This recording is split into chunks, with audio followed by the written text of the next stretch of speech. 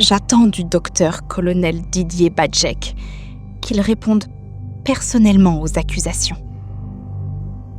Par docteur Olive Ngobo.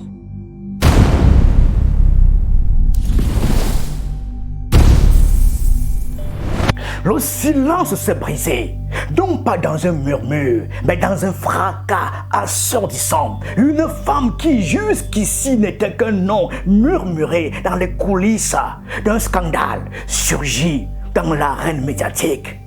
Elle ne parle plus à travers des intermédiaires. Elle ne se réfugie plus derrière les sous-entendus des logiques des web TV. Elle parle en son nom propre et chaque mot qu'elle prononce est une flèche décochée avec une précision extrême. Le message tombe comme un verdict net, direct, sans détour. Et cette fois, elle désigne clairement celui qu'elle appelle désormais son bourreau. Une désignation qui transforme instantanément indifférent en une tragédie intime exposée à la face de la nation. Chers compatriotes, chers acteurs et professionnels des médias, j'ai reçu une note vocale selon laquelle mon bourreau, le docteur-colonel Didier Badjek, aurait sollicité certains acteurs des médias afin d'organiser une campagne de dénigrement, de sabotage et de diffusion de fausses informations à mon encontre. Une note vocale, un simple message numérique selon elle suffit pour allumer la mèche. Olive Ngobo n'attend pas l'assaut, elle le dévance. C'est une manœuvre de contre-insurrection médiatique d'une habileté redoutable. Elle tente de couper l'herbe sous le pied de la machine Badjek avant même qu'elle ne se mette en branle. Le mot bourreau est un coup de poignard verbal. Ce n'est pas une injure, c'est une condamnation. C'est le refus d'un débat entre égaux. C'est l'affirmation d'un rapport de force absolu d'une victime qui se dresse face à un oppresseur qui possède ou possédait le pouvoir de l'écraser. Mais cette victime n'est plus passive, elle devient l'auteur d'une tactique d'anticipation qui cherche à rendre toute riposte médiatique du colonel radioactive. J'en appelle au professionnalisme, à l'éthique et au sens des responsabilités de l'ensemble des journalistes, communicateurs et professionnels des médias, afin qu'ils s'abstiennent de s'immiscer dans cette affaire, dans l'intérêt supérieur de la nation, de la paix sociale et de la cohésion nationale. Je les invite à faire preuve de rigueur, d'impartialité et de discernement face à toute proposition susceptible de porter atteinte à l'honneur, à la réputation et à la dignité d'autrui. Ne vous mêlez pas, car la responsabilité pénale est individuelle.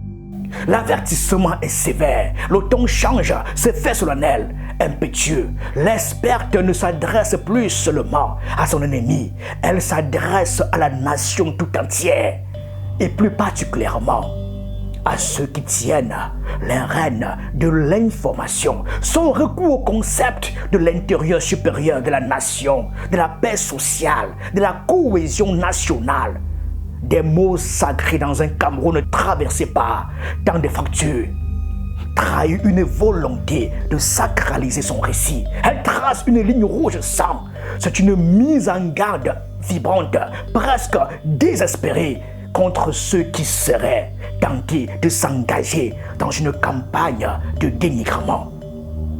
La menace de la responsabilité pénale individuelle résonne comme l'ultime argument d'un dos au mur, un usage de la peur, de la sanction comme dernière ligne de défense.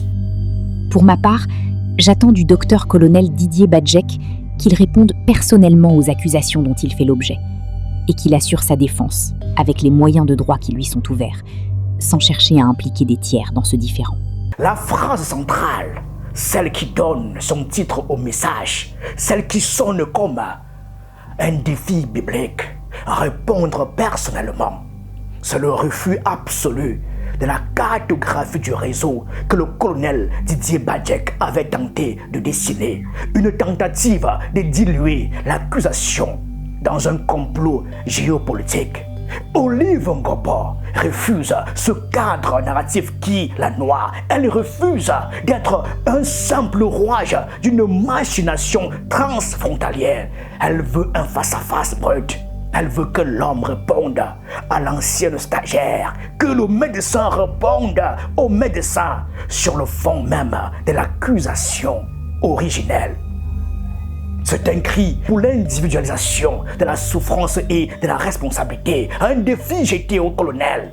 Ose te tenir debout devant moi et seulement devant moi. Mais Olive Ngombo ne s'arrête pas à la simple défense de son honneur blessé. Elle sait que pour gagner une guerre des mots au Cameroun, il faut frapper là où ça fait le plus mal, l'argent.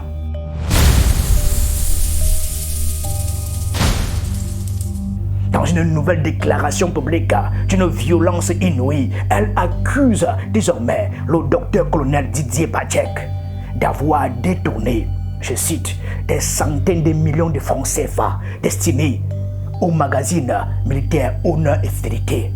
Cette publication sacrée symbolise la voix de la Grande Muette aurait été, selon elle, victime d'un braquage à ciel ouvert des caisses de l'État, né d'une arrogance alimentée par un enrichissement personnel.